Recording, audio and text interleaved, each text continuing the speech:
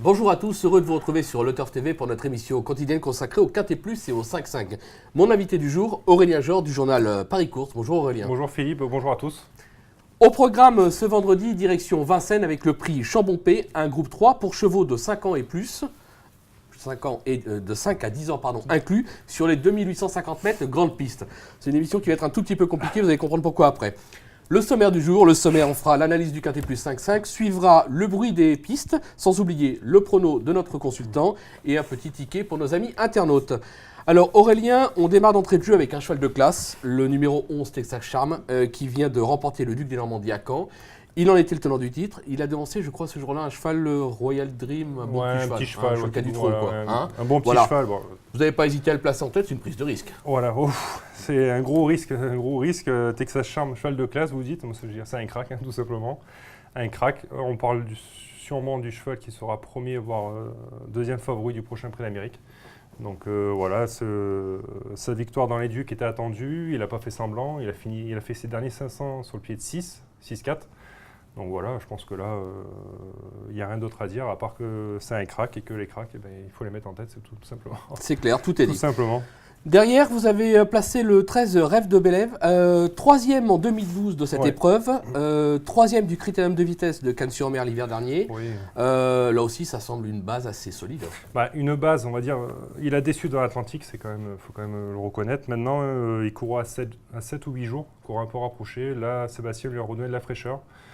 Donc je ne le condamne pas là-dessus. S'il a le bon parcours, il luttera avec eux. Tout sera une question de parcours. D'accord. On va rester justement avec Rêve de Bélève, parce que je sais que Eric Raffin, qui est le consultant de votre journal Paris Course, vous en a parlé, vous en a dit un petit peu plus sur Rêve de Bélève. Eric est confiant. Il m'a dit que sa dernière sortie était effacée et que normalement, il devrait bien mieux courir. Et pour lui, derrière Texas Charm, qui est au-dessus et qui devrait gagner, pour lui, ils se valent tous derrière. Donc il m'a dit que c'est vraiment le parcours qui va nous départager. Donc il m'a dit à moi de finir le travail correctement. Donc, je lui fais confiance. D'accord. Derrière, alors ce qu'on pourrait appeler la révélation de l'hiver dernier, le 9 Roxana de Barbret, 4e du Prix d'Amérique, 4e du Prix France, Dauphine de Maharaja dans l'Olympia Travette à Abi, en Suède. Voilà. Donc là aussi, on s'attend à une grande performance de la part de cette jument. Dans les Ducs, c'était atroce parce qu'elle était au petit trot dans les tournants quand elle a fait la faute. Elle a voulu se précipiter parce que les premiers, ils ont accéléré, on va dire, d'un coup quand Texas finissait sur le pied de 6. Elle a voulu trop en faire et elle a fait la faute. Il ne faut pas la condamner. C'est une jument plutôt sûre en course qui fait toutes ses courses. L'écurie est en forme. Ils ont remporté encore une course jeudi. Donc non, il faut absolument la reprendre, elle sera 2 ou 3. D'accord, on l'a compris, on la rachète en confiance. Alors derrière, par contre, moi ce que je vais appeler un coup de poker, parce que c'est vrai que ça a franchement déçu le dernier coup à Caen, c'est le 3 Ramsey Duham. Alors, bon, la petite excuse, c'est que c'était déféré des 4 pour la première fois, apparemment sans chaussures, pas terrible. Son entraîneur a voulu essayer, maintenant, comme tous les fils d'Inidviv, quand ils courent pieds nus, ils sont souvent juste d'allure. Là, ça s'est encore vu. Au moment d'accélérer, il n'a pas été capable d'accélérer parce que Bernard Piton, son driver ce jour-là, ne pouvait pas lui demander. Et donc, c'est pour ça, pareil, dernière sortie effacée. Je juge sur ces dernières sorties qui étaient superbes. Alors, c'est sûr qu'on va me dire que c'est plus un droitier qu'un gaucher, mais bon, avec lui, tout va se jouer dans le dernier tournant. S'il le prend correctement, il va finir vite.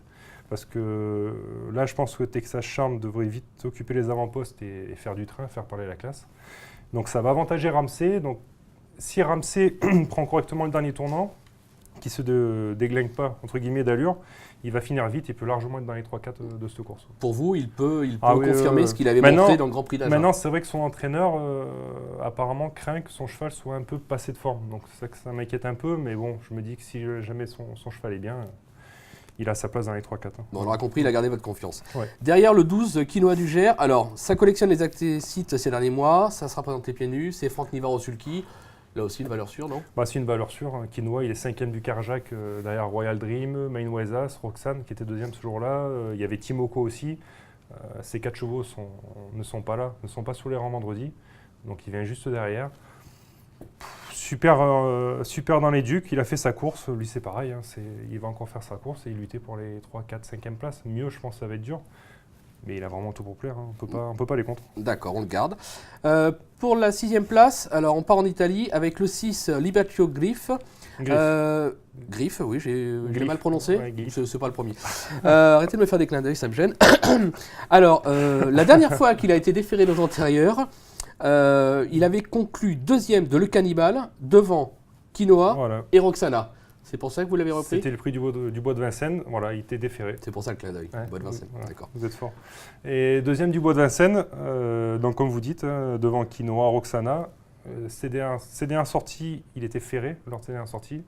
Là, il le défère, il met Pierre Vercuis sur Sulky. Super Cash River. Je le reprends, parce que j'ai toujours aimé ce cheval.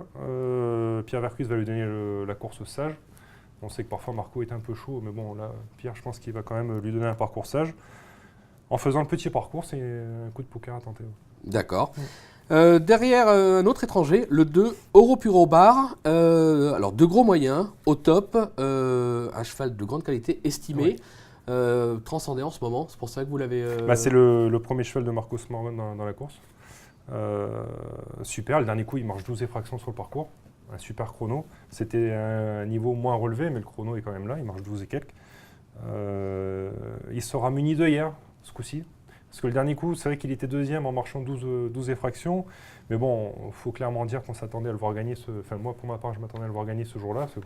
C'est un cheval qui a quand même déjà devancé un certain mec Guéry-Prix l'hiver dernier à Vincennes. Donc, bon, juger là-dessus, c'était une première chance.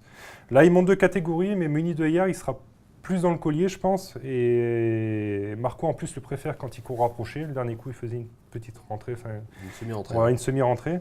Donc là, il a sa course dans les jambes, il a les œillères. C'est un bon test face au meilleur. D'accord. C'est un bon test. On vous suit en confiance. Et là, pour conclure, un cheval que j'adore, mais vraiment que j'adore, le 4, non, c'est de l'humour, hein. Le 4, très cool du co. Alors, il a eu des pépins de santé. Pour vous dire, franchement, on a l'impression que ce cheval, il est en retard de gain depuis sa naissance.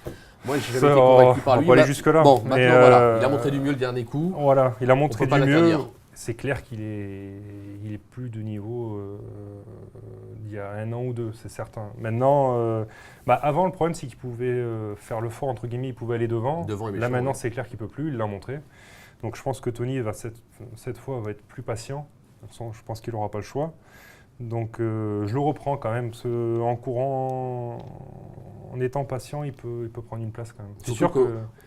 On notera qu'il possède quand même le deuxième meilleur chrono de la course sur ce parcours, puisqu'il a trotté une 12-7. Voilà, mais bon, il était à un autre niveau, voilà, il était déféré des 4 pieds, maintenant il est ferré. Bon, c'est plus le même. Mais bon, ça reste un placé possible. Il peut accrocher une 4-5e place. Tout à fait.